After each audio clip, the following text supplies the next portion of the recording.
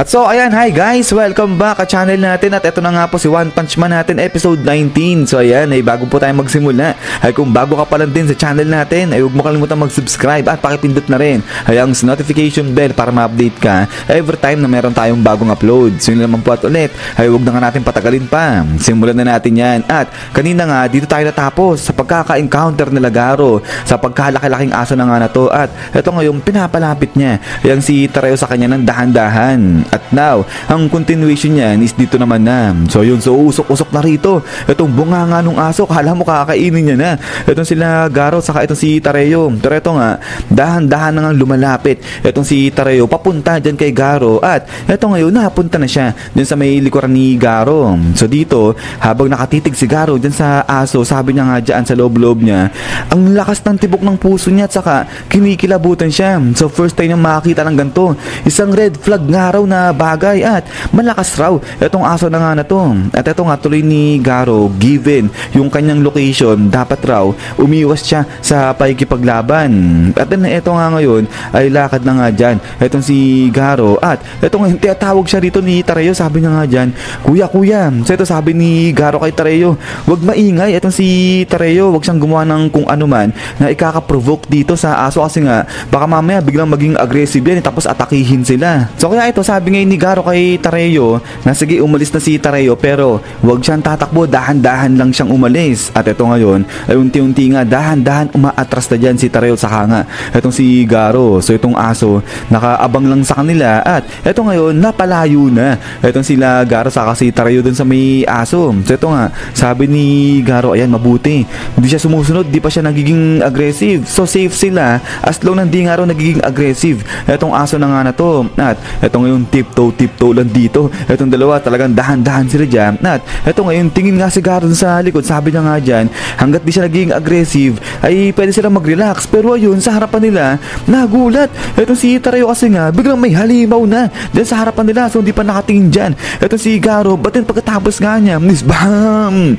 bigla silang inatake nito nung napakalaking daga. Pero ito nga just in the nick of time ay ito nailigtas ni Garo itong si Tarayo. So grabe, hatak-hatak niya itong si Tarayo dyan, but nandito naman sa kabilang banda ay umatake rin itong parang drill na nga na to. At ayun nakailag dyan itong si Garo, at din dito naman sa kabilang banda biglang hagis niya na itong si Tarayo. At ito nga atakihin na ni Garo itong drill na nga na to. At pagkatapos nga niya spam, bigla na lang may lobas nga rito, nag-spray ng pagkarami-raming tubig dyan kay Garo. At ito nga ngayon sapul si Garo ngayon dyan. So ayun napaso itong si Garo kasi nga mainit na tubig. Ito nga biglang bumuhos sa kanya dyan. At then ito nga ngayon tumbling ngayon dyan, alis ngayon itong si Garo dito sa dalawang halimaw na sumalubong sa kanya. At pagkatapos nga niya na ito hinto ngayon dyan ito si Garo. At ayun yung shower yung umatake nga rito kay Garo. So ito sabi nga nung shower, ganun, ikaw pala yung infiltrator, sabi niyang ganyan.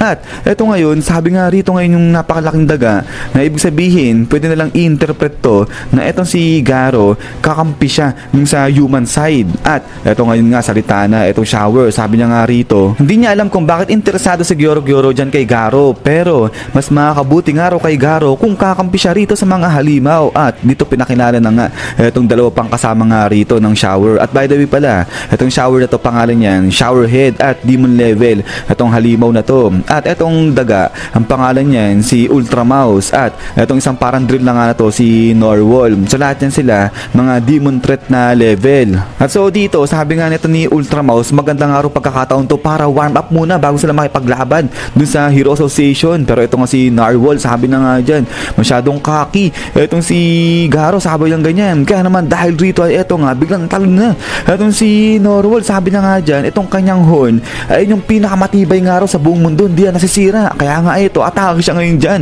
ikot-ikot siya papunta nga rito kay Garo. Pero ayun ilag dyan ito si Garo. Pero ito nga biglang talon na rin itong si Showerhead, sabi niya nga rito na siya si Showerhead at kaya niya nga na manipulahin o baguhin yung properties ng liquid dyan sa katawan niya. So kung kanina nga raw ay mainit na tubig yung pinakawalan niya dyan kay Garo, ngayon naman ano raw ba gusto ni Garo? Sulfur acid, adhesive, sabi niya ganyan. So kahit ano ay ilalabas niya basta liquid. But din dito naman sa kabilang banda ay ito nag-flex na nga rin itong si Ultra Mouse, sabi niya nga dyan na dati siyang lab rat na nakasurvive sa pagkarami-raming mga experiments na ginawa sa kanya. At ngayon ay naka-acquire nga raw siya ng regenerative ability na kung saan yan ay kapag nagtamo raw siya ng minor na mga injuries o damage ganyan, kaya niyang i-regenerate o gamutin kagad yung sarili niya ng ganung kabilis lang. So kaya raw hindi tatalab sa kanya yung mga pag-atake ni Garo. At din eto nga ngayon ay atake na nga kay Garo.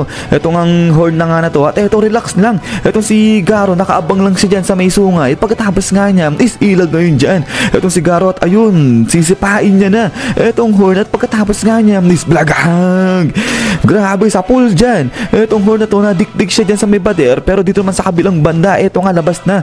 Etong si Showerhead sabi niya nga rito kay Garo, papaluguan ka ta ng mga chemicals na kahit ako hindi ko alam, sabi ng ganyan. At ngayon tingin na nga etong si Garo dyan at eto ngayon dineflect lang ni Garo etong mga chemicals nga na binuga sa kanya ni Showerhead at pagkatapos nga niya is bang sa pool ngayon rito. Eto si Showerhead binanatan kagad ni Garo at pagkatapos nga yan dito naman sa kabilang banda ay eto nga si Ultra Mouse babanatan na rin etong si Garo pero eto nga dyan ngiting demonyo lang etong si Garo at pagkatapos nga niya is back.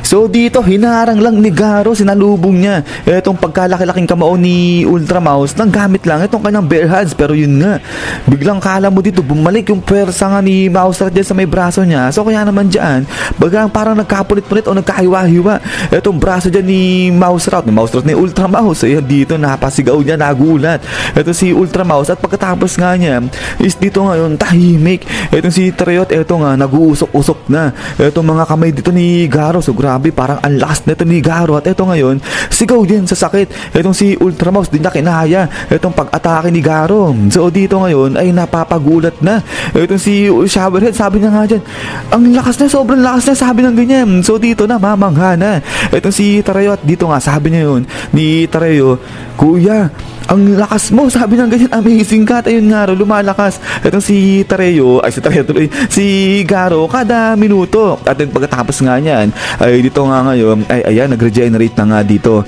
etong si Ultra Mouse, binalik niya etong kanyang braso sa dati at then eto nga ngayon nagulat ngayon dito etong si Garo, napahinto siya at eto ngayon salita na etong si Showerhead, sabi niya nga rito ngayon naiintindihan niya na, alam niya na kung bakit nga etong si Garo ay tinatawag o kiniklaim yung sarili niya bilang isang hero hunter. So ito nga sabi nga ni Showerhead, yan dami-dami nga nila laban dito kay Garo pero ganun pa rin. So ito sabi nga ni Garo sanay siya na marami nga yung kalaban niya tapos siya lang mag-isa, kaya naman etong nangyayari sa kanila dito ay nating special na araw yan, sabi nga ni Garo. At eto ngayon tuloy pa nga dito ni Garo at then eto biglang sagot si Showerhead, sabi niya nga dyan pero tatlo sila na demon threat monster level na yung umatake sabay-sabay dyan kay Garo. Pero eto nga sagot lang si Garo, sabi niya nga dyan na hindi naman reliable ay ang assessment na ginagawa nila sa sarili nila. So ibig sabihin di naman sure kung demon level talaga itong threat ng mga to kasi sila lang yung gumagawa niyan. Pero eto nga sabi nga ni Ultra Mouse, ang may gawa niyan yung nagbibigay sa kanila at saka nag-a-assess kung gaano sila kalakas si Gyoro at meron nga raw kapangyarihan itong si Gyoro at kaya niyang i-assess kung ganong kalakas talaga yung isang tao o kaya yung isang halimaw o kaya sigurado reliable yan, talagang demon threat level sila at saka talagang ibig sabihin yan malakas sila, sabi niya ganyan. So antindi na ito mga talagang self-proclaim malakas sila. But then ito nga sabi nga dito ni Garo ni Garo kung ganoon naman pala ang ibig sabihin yan, siya raw ay dragon threat level na. At din pagkatapos nga niyan is yan guys, so hanggang dito lang ito si episode 19 natin. So ito grabe gigil na ito si Garo nga dyan at ayun mga demon threat level na yung umaatake sa kanya pero wala lang, minamani nga lang yan ito ni Garo. Pero yun nga guys ay abang-abang nga lang ulit nga po para sa episode 20 natin at ayun sa mga susunod siguro ay magsasabay nga po tayo dito kay One Punch Man. So meron akong hinihintay lang na anime na lumabas ngayon, lalabas yun ngayong July, so check natin kung maganda yung anime ngayon at kapag yun nga ay okay naman sasabay natin dito yan kay One Punch Man natin. So yung isa si Kaiju number 8 lalabas na rin po yan si season 2 nun dito kay July na. So ayan guys ay kung trip nyo si Kaiju number 8 ay pwede natin gawin dito yan kung trip nyo lang naman. So yun naman ulit guys ay maraming salamat sa panonood nga dito kay One Punch Man natin. So ayan ay lagi mag-ingat, God bless nyo lahat at kita-kits tayo ulit.